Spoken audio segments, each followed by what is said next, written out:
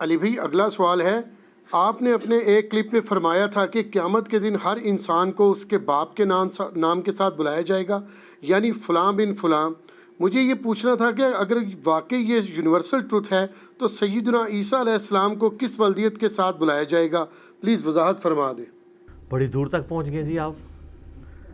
دیکھیں قرآن و سنت میں جتنے بھی احکامات آتے ہیں نا وہ جنرل ہوتے ہیں، ایکسیپشنز آر آلویز دیئر۔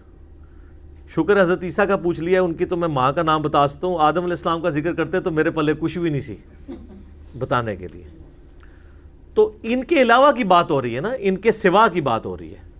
بخاری اور مسلم دونوں میں حدیث ہے کہ قیامت والے دن ہر جو خائن شخص ہے اس کے لیے میدان محشر میں ایک جھنڈا بلند کیا جائے گا، عہد شکن اور خائن حکمران کے لیے، تاکہ ڈومیننٹ ہو جائے کہ یہ مجرم تھا دنیا میں، اور کہا جائے گا یہ فلاں بن فلاں کا جھنڈا ہے۔ ہمارے کئی ایک لیڈرز کے جھنڈے وہاں پہ گڑے ہوئے ہوں گے، فلاں بن فلاں، یہ فلاں بن فلاں، یعنی یہ اس کو کوئی پرائیڈ آف پرفارمنس نہیں دیا جا رہا ہوگا، بلکہ بتایا جائے گا کہ یہ خائن تھا اور یہ عہد شکن تھا، اس نے خیانت کی اللہ تعالیٰ کی امانت کے اندر جو اللہ نے اس کو حکمران بنایا تھا۔ تو اس حدیث کے اوپر امام بخاری نے نا ایک باب باندھا ہے کہ قیامت والے دن لوگوں کو ان کے باپ کے نام کے ساتھ بلایا جائے گا۔ عربی میں جب فلاں بن فلاں کہا جاتا ہے نا تو اس کا مطلب باپ کی طرف منسوب کرنا ہوتا ہے، ماں کی طرف نہیں۔ یہ ایک جنرل بات ہے۔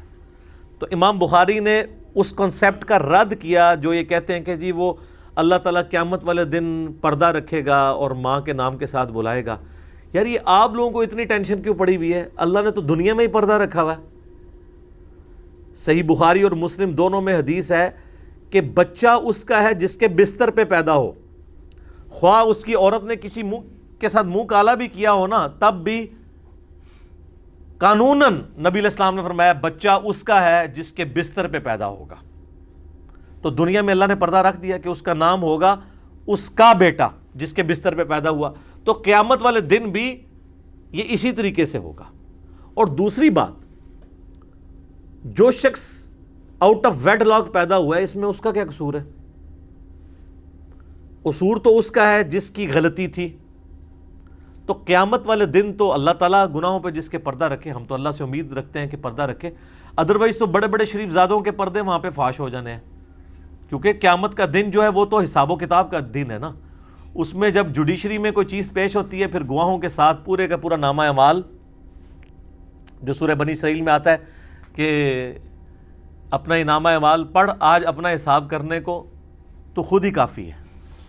اور ایک اور جگہ اللہ تعالیٰ فرماتا ہے کہ انسان کہے گا کہ یہ کیسی کتاب مجھے اللہ نے دی ہے جس نے نہ کوئی چھوٹی چیز چھوڑی ہے نہ کوئی بڑی چیز، ہر ایک چیز اس کے اندر لکھ دی گئی ہے۔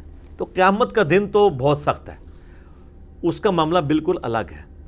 رہا عیسیٰ علیہ السلام تو یقیناً ان کو ان کی ماں کے نام کے ساتھ پکارا جائے گا، وہ روح اللہ ہیں، کلمت اللہ ہیں، ان کا باپ نہیں ہے، وہ اللہ تعالیٰ کی طرف سے معجزانہ طور پہ پیدا ہوئے۔ تو وہ تو قرآن میں بار بار اس چیز کا ذکر ہے، اور ان کی وجہ سے تو قرآن میں سیدہ مریم کا نام آ گیا، ورنہ قرآن کے مزاج میں کبھی عورت کا نام نہیں آتا، کیوں؟ حیا اور پردے کی وجہ سے۔ ہمیشہ کیا ہے؟ امرۃ لوط، امرۃ نوح، نوح کی عورت، لوط کی عورت، ٹھیک ہے جی، فرعون کی عورت۔ تخت بلقیس والا واقعہ آیا، وہ بلقیس تو ہم روایتوں سے لیتے ہیں، وہاں پہ اس کا نام نہیں ہے۔ حضرت یوسف علیہ السلام کا جو معاملہ ہوا، زلیخا کا نام ہم روایتوں سے لیتے ہیں، قرآن میں وہ بھی نہیں ہے۔ عزیز مصر کی عورت۔ مریم کا نام اس لیے آیا کہ وہ حضرت عیسیٰ کی والدہ تھی، اور حضرت عیسیٰ علیہ السلام بغیر باپ کے پیدا ہوئے معجزانہ۔ اگر ان کا بھی باپ ہوتا تو میں آپ کو گارنٹی سے کہتا ہوں کہ حضرت مریم کا نام بھی قرآن میں نہ ہوتا۔ ہماری نبی صلی اللہ علیہ وآلہ وسلم کی والدہ محترمہ کا نام نہیں ہے، تو اور کس کا کیا ہونا تھا؟ تو یہ اللہ تعالیٰ نے حضرت عیسیٰ علیہ السلام کو ایک اسپیشل کوالٹی دی ہے جو اور کسی کو نہیں ملی۔ لیکن ساتھ ہی پھر اللہ تعالیٰ نے کلیئر بھی کیا ہے سورہ آل عمران کے اندر، سورۃ المائدہ کے اندر، کہ اللہ کے نزدیک جو عیسیٰ ابن مریم کی مثال ہے وہ آدم کی سی ہے۔ آدم علیہ السلام کو تو اللہ تعالیٰ نے بغیر باپ اور بغیر ماں کے پیدا کیا۔ عیسیٰ کی تو پھر بھی والدہ تھی نا، ان کا تو والد بھی کوئی نہیں تھا۔ عیسائیوں کو اللہ تعالیٰ نے اینٹی وینم کے طور پہ، الزامی جواب کے طور پہ کہا کہ آدم کو تو تم بھی اللہ کا بندہ مان رہے ہو، جس کا باپ بھی کوئی نہیں تھا، ماں بھی نہیں تھی، تو حضرت عیسیٰ کی پھر بھی ماں تو ہے، دنیاوی طور پہ وہ ایک ماں کے ذریعے دنیا میں آئے ہیں، تو ان کے بارے میں تمہیں کیوں گمان ہو گیا کہ وہ اللہ کے بیٹے ہیں؟ اگر یہ گمان کسی کے بارے میں لگنا چاہیے تھا تو آدم علیہ السلام پہ لگتا، وہاں تو وہ بھی مان رہے ہو کہ تم اللہ کا بندہ ہے، تو یہ بھی اللہ کے بندے ہیں۔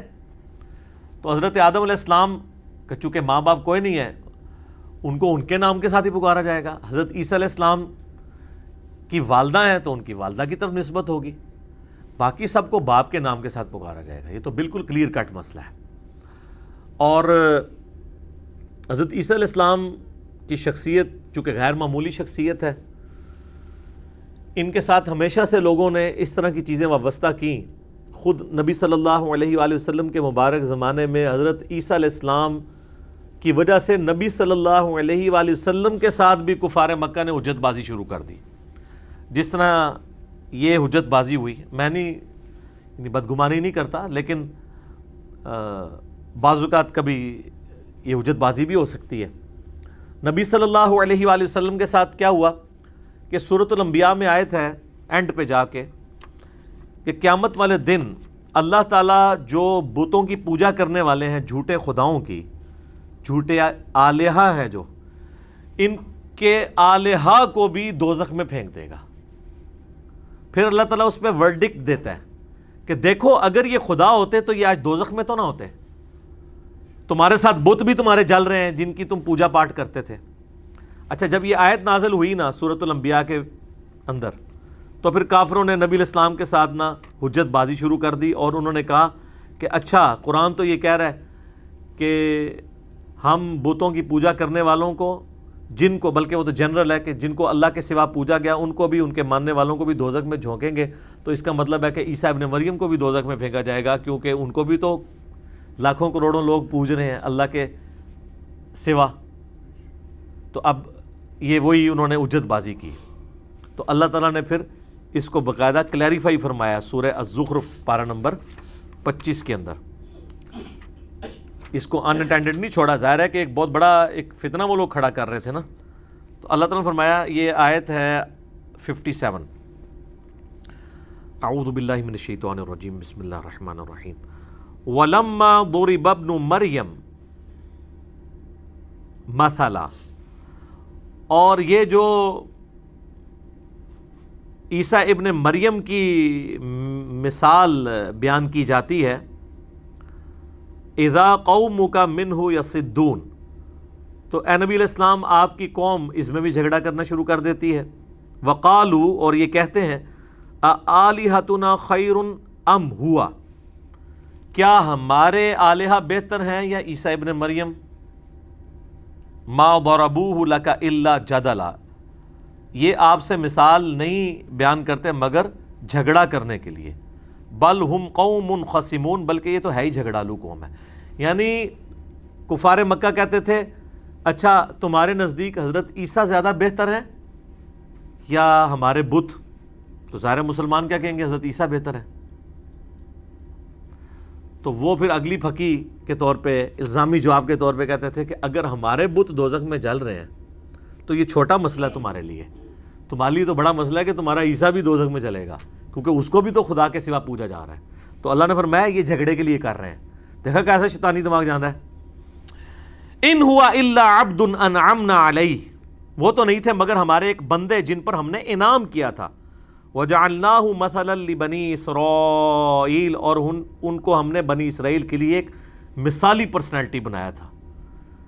سر پیدائش معجزہ بغیر باپ کے، زندگی معجزہ، بچپن معجزہ کہ ماں کی گود میں بول رہے ہیں کہ مجھے اللہ نے کتاب دی اور پیغمبر بنایا، جوانی معجزہ کہ ایسے معجزات ملے جو کسی پیغمبر کو نہیں ملے، مردوں کو زندہ کرتے ہیں اللہ کے اذن سے، مٹی کی مورت میں پھونک مارتے ہیں تو اللہ کے اذن سے پرندہ بن جاتی ہے، مادر ذات جو اندھے ہیں، جن کے ڈھیلے بھی نہیں آنکھوں کے، مٹی رکھ کے ہاتھ پھیرتے ہیں ان کی آنکھیں آ جاتی ہیں، جزام کے جو کوڑ کے مریض ہیں ان پہ ہاتھ پھیرتے ہیں وہ صحیح ہو جاتے ہیں۔ سورۃ المائدہ، سورہ آل عمران، سورہ مریم میں یہ ان کے معجزات ذکر ہوئے ہیں۔ حتیٰ کہ موت بھی نہیں آئی، زندہ اٹھایا جانا بھی معجزہ، اور آج تک زندہ ہے، اور عمر بھی وہیں پہ رکی ہوئی ہے۔ پھر قرب قیامت میں اتریں گے وہ آسمان سے اترنا بھی معجزہ ہے. ایک ہی بندہ ہے جس کو اللہ نے اٹھایا اور اس کو اتارنا ہے, یہ بھی معجزہ. اور الٹیمیٹلی نبی علیہ السلام کے ساتھ دفن ہوں گے روضہ شریف میں, یہ سعادت بھی ان کو ملنی ہے. تو اللہ تعالیٰ فرماتا ہے کہ وہ تو ہمارا ایک خاص بندہ ہے جسے ہم نے بنی اسرائیل کے لیے مثال بنایا.